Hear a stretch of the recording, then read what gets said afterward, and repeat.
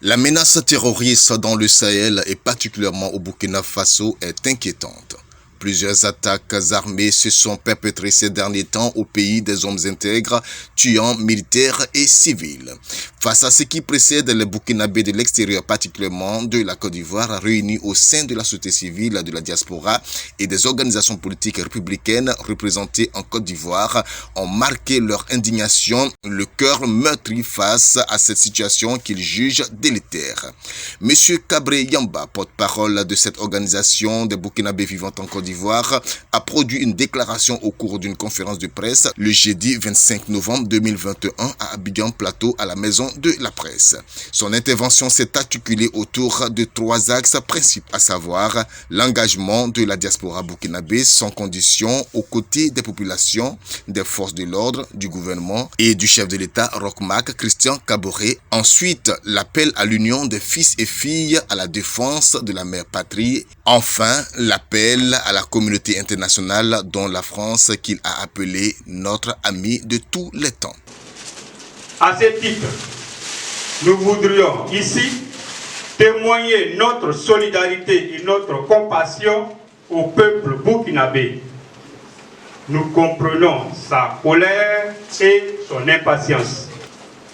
Notre colère est certes légitime, mais elle est aussi très mauvaise conseillère, comme on le dit. Et l'heure est à l'union sacrée entre les fils et les filles de notre pays pour combattre un ennemi commun.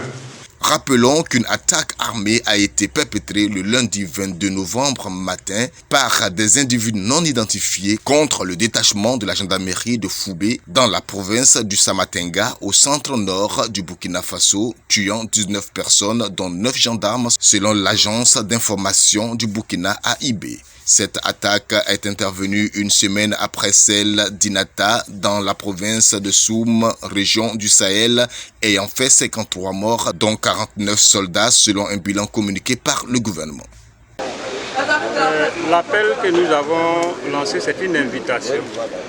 C'est une invitation au président du Faso à user de tous ses pouvoirs en tant que président du Faso, élu par le peuple souverain du Burkina Faso, à prendre ses responsabilités en prenant des décisions courageuses avec la facilitation du retour des exilés.